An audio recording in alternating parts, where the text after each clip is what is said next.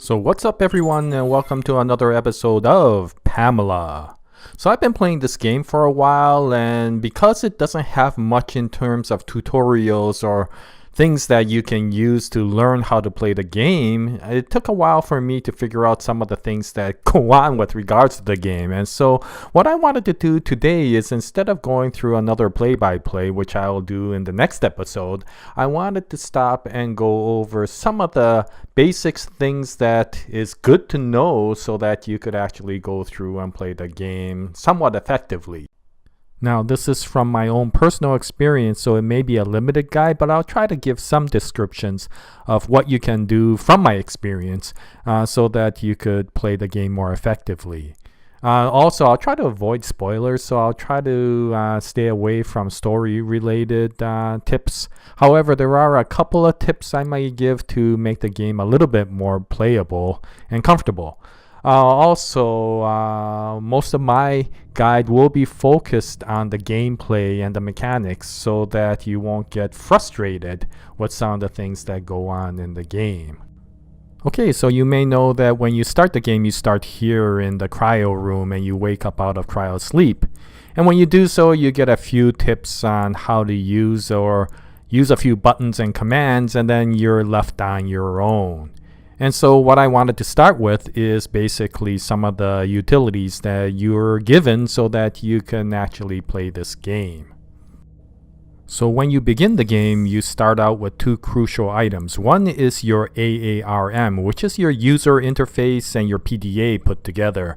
And you have a lot of information right from the beginning. Your lower left-hand corner shows your health, the amount of energy you have, the amount of food or nutrition you have, and the amount of liquids you have. And so keep that in mind and make sure that you keep a watch on that to make sure everything is okay. Aside from that, you also have the amount of credits you can hold in your lower right hand corner, where you are in your lower right hand corner, the time of day, and various warnings. You also have this menu that gives you a lot of different areas, and probably the most important is the inventory that you see here, and gives you all these things of what you're equipped with right now. Now in the beginning you'll be equipped with nothing, and as you go along you'll be collecting things to equip, and you could equip things like shields, lenses for your flashlights, your armor, and of course your weapons, your utilities, as well as your power.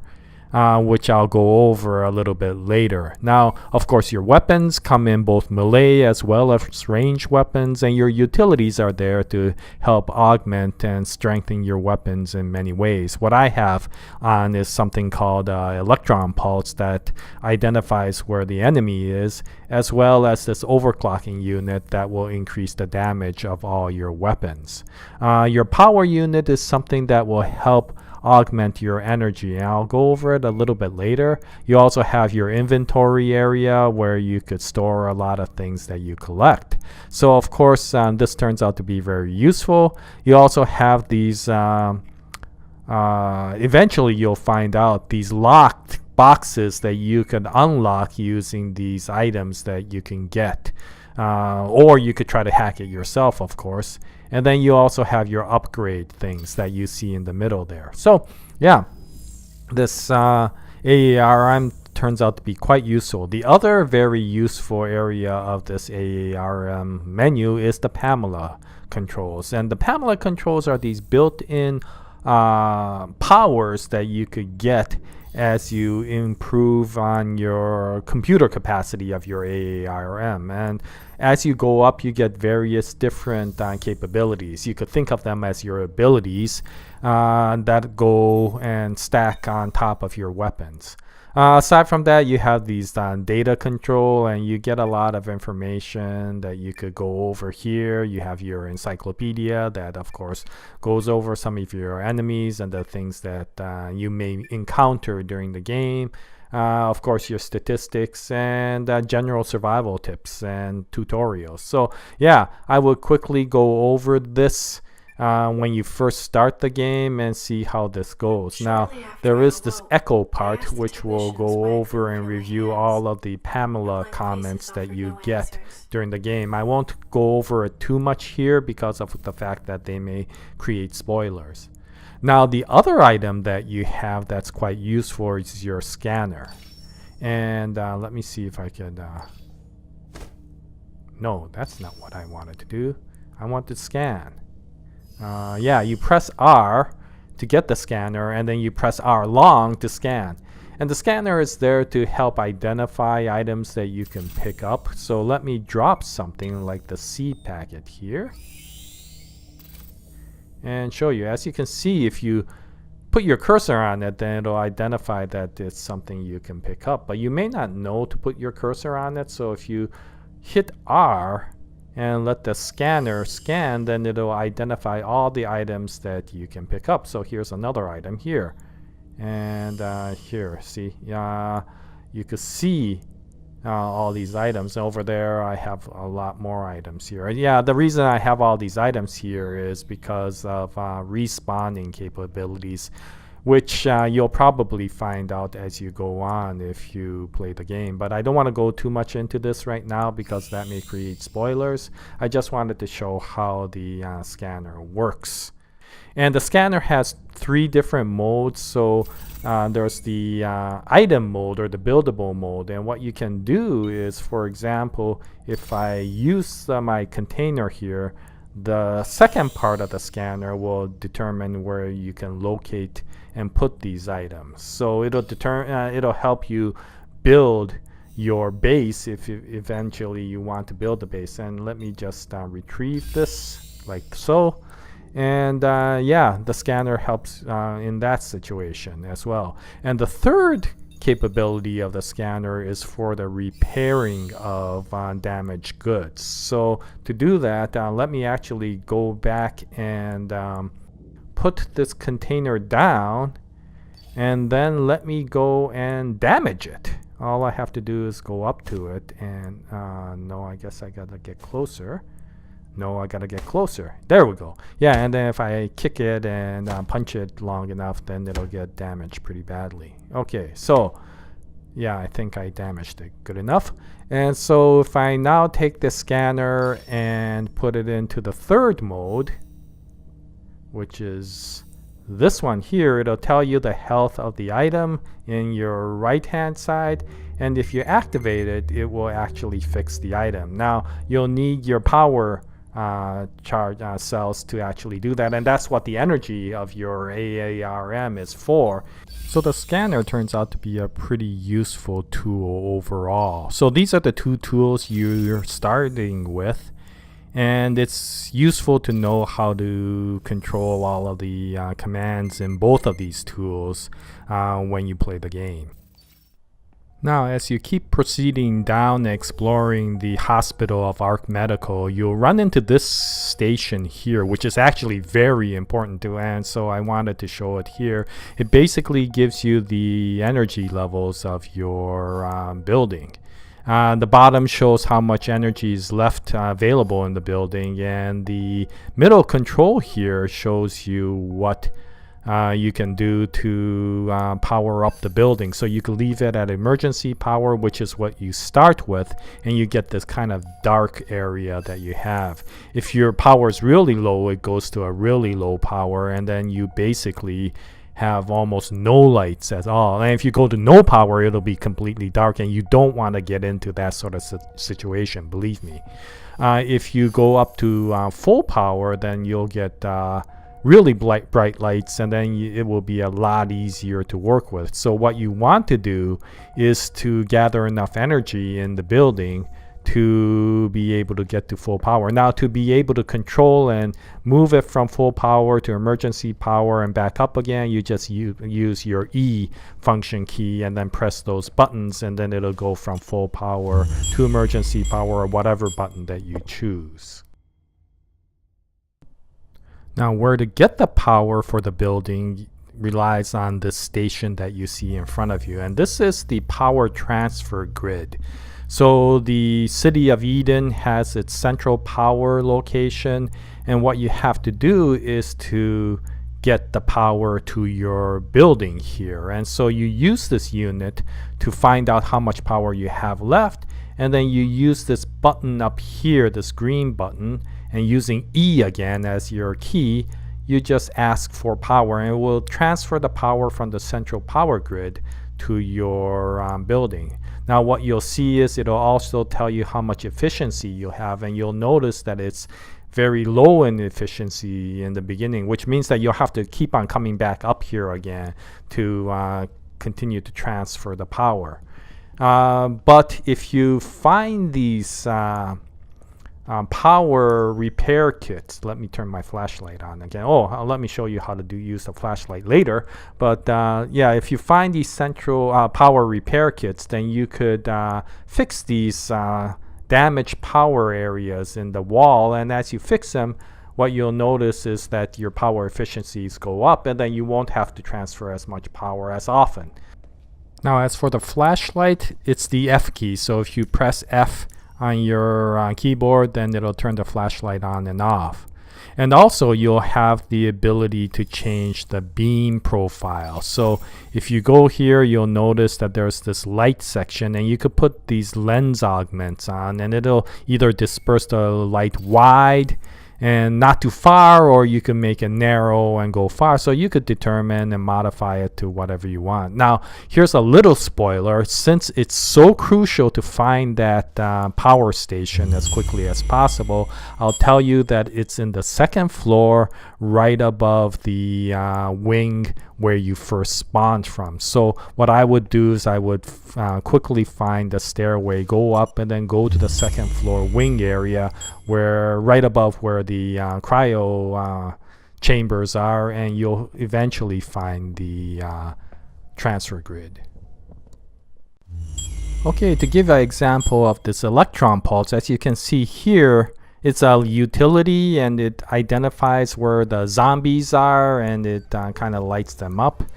This zombie just happens to be trying to beat on this one of these flying robot things that you often see. And what's nice about it is, while it's trying to beat on the robot, it really won't try to attack you. So you could kind of walk away and not worry about being attacked, or you could try to help this robot out by trying to kill the zombie. Eventually it will attack you, so you have to be careful a little bit about that. And the other thing, which is probably more important, is don't accidentally hit the robot, because if you do, then it will call for backup, and it'll send these enforcer seeker units to come after you. And they're seriously powerful, nasty robots if you get them to be your enemy. But if you stay and not do anything illegal, basically, or not do anything violent to the robots, then they'll actually help you kill the zombies, those seekers, and they can become quite useful. Anyway, so that's one of the utilities that you can use, is the electron pulse. Now to use a utility, you basically press 3, and then the utility that you have used, if it is an active utility, will basically turn itself on and activate at that time. If it's a passive utility, of course, then it's continuously working and you don't have to really worry about it. Now, as you keep playing the game, you'll get all these upgrade modules, and you'll wonder, what exactly do I do with them? And they kind of look like this. They come in a blue, red, and yellow color. And you're wondering, okay, I get them, and I really don't know what to do with them. Well, first of all, they'll be recorded here and displayed here in the middle part of your inventory of how many you have. And what they're used for is to upgrade your weapons and your utilities and your power units. And if you go to the utility or the upgrade menu, then it gives you this upgrade tree. And as you click on them, then you can continue to upgrade that particular item. Now you have to do them in order. You can't skip any of these steps, and so you have to click on them in order, but you will need your upgrade modules, and the higher you go, you'll go from blue to red to yellow. So you won't be able to use the red and yellows in the beginning, and you'll need all your blues, but as you click on it, as you see here, now I'm starting to go into the reds for some of these options. And so, yeah, as you collect these upgrade modules, then you could upgrade your weapons, your utility modules, such as the electron pulse or the overclocking unit, which I have on, or your power modules, and they will become more effective. So as they become more effective, just like any other game, you'll become a lot better at surviving out there. So these upgrade modules turn out to be very useful, and if you get one, then try to use them as quickly as possible. Now the other thing, of course, to upgrade is your P.A.M.E.L.A unit, and you'll get these computer modules, these CPU modules that you can use to upgrade your P.A.M.E.L.A unit. I have one right now, and you have to use them in order as well. You can't skip one power and go to a next power. You have to do them sequentially. But if you do them, then you could, of course, start acquiring new powers. And so let me use my P.A.M.E.L.A or CPU to get this new power, defensive power for the P.A.M.E.L.A unit. Okay, so now how do I actually equip it? And to do that, you see these four squares in your left-hand side. So you have to move the P.A.M.E.L.A power or the P.A.M.E.L.A ability that you want to use there. And when you do that, and then you press Q, oh shoot, I didn't want to do that. Well, okay, if you press Q long, then you'll get this menu. If you press Q short, then it will activate the very top P.A.M.E.L.A ability, which I accidentally did, which was discharge.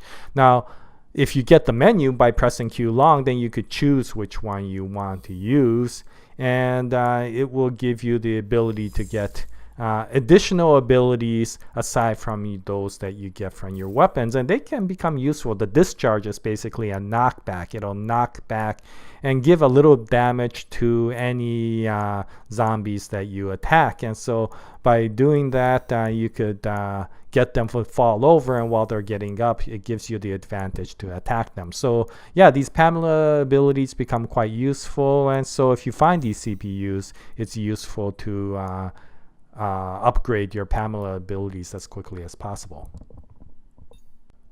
Okay, so the one final items I wanted to cover are your buildable items that you can get to build your base.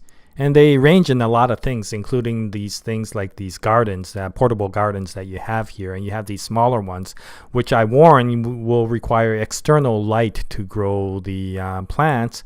And then you have these larger ones, which come with its own light, so they can grow the plants by themselves. They don't need an external light, so this is really useful.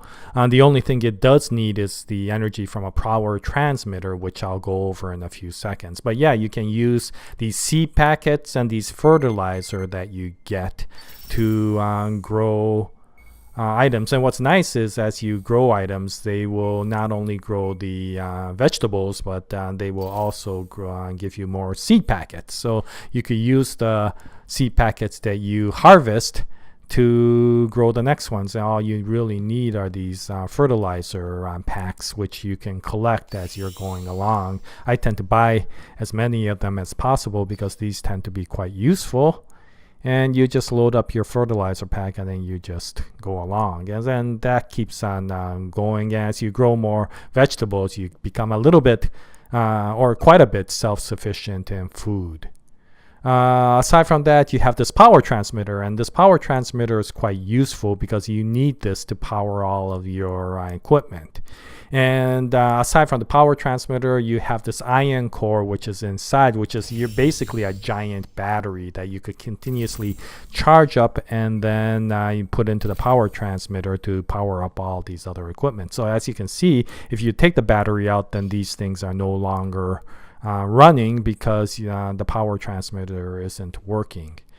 And so you need the power transmitter, and to place this ion core in, you basically just load it in using your scanner, and then it shows you the area to which it can actually transmit power. Now you press E to turn it on and off, and of course you could use that to, of course, conserve the energy or to turn it on.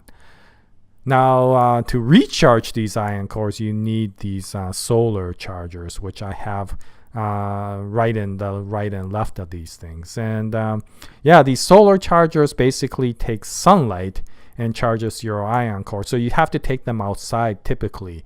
Now, for some reason, whatever that is, in this particular room, which is the second floor lobby room of ARC Medical, you could actually run the solar charger. And my guess is that it has that exposed energy transmission pipes behind it, which I fixed. And I think that if you put them near there, then and you run your energy or your power of your building at full power rather than emergency power, then it can actually draw the energy from those pipes to charge up the ion core using your solar charger. So what I found is that I've moved to other rooms in the ARC Medical and the solar chargers just don't work. It's just for this room that the solar charger works, and I got a feeling it's because, again, of the exposed pipes. I may be wrong about that, and maybe there's some glitch in the program, but that's one of the reasons that I find that it's the case. Now, it's not working right now because we are in emergency power, so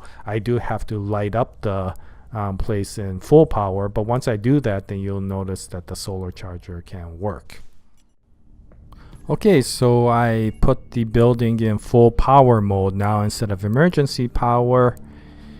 And let's see. Yeah, as you can see now, the solar chargers are working. Not only are they working, they basically almost recharge that ion core. So it'll go from full power, which is blue, to medium power, which is green, to low power, which is red for the ion core. So you know by the color when you need to charge it. But right now, it's almost fully charged again. So these solar chargers work pretty well and quickly, and so all I do is I just constantly swap ion cores, and they keep this room powered up. Okay, so aside from that, you got these water condensers that help retrieve water for you, and you could refill these canteens that you collect. Now, they're relatively self-explanatory. The only thing I will say, aside from that they work quite well and now I don't really have to worry about drinks, is that if you put in a canteen and then fill it and then try to retrieve it, I noticed that right now anyway, there's a glitch that will destroy the canteen. So what you have to do is you have to put it in, and then you basically have to wait for the next gameplay save game that you're playing, and then you can retrieve it and it works okay. And so with enough of these condensers, I have 4 of them, you could become relatively self-sufficient in liquid provisions as well. And also you also can get one of these cots, and if you can find one, they're relatively rare to find, but if you can find one, they're quite useful. You can use them to sleep, and if you sleep, you can restore your health as well as your stamina, and your stamina goes down fairly quickly, so it's actually quite a useful thing to have. It took me a long time to find my cot, and so that turns out to be quite useful. If you could find one, I would suggest to get one. Let me show you what they look like. It's this thing right here, this porta-bed. So yeah, if you could find it in a treasure box or in the vending machines, then you can use this to help restore your health and stuff like that. So anyway, I'll show you what I do to switch around my ion cores. So basically I gather them and I just swap them around. So I take the new charged one and I just put them into this ion or this transmitter like so, and it turns on. And then I put the low charged one into the solar charger, and then I turn that one on and it will recharge or restore the power fairly quickly. And the one last item I want to show are the shield pylons and how to set them up. So you need a few of them. You need a couple of them to build the wall. So you put one shield pylon up, and then you put the other shield pylon up over here, and you just connect the two. Like, let me just see. Yeah, there we go. Like so. There we go.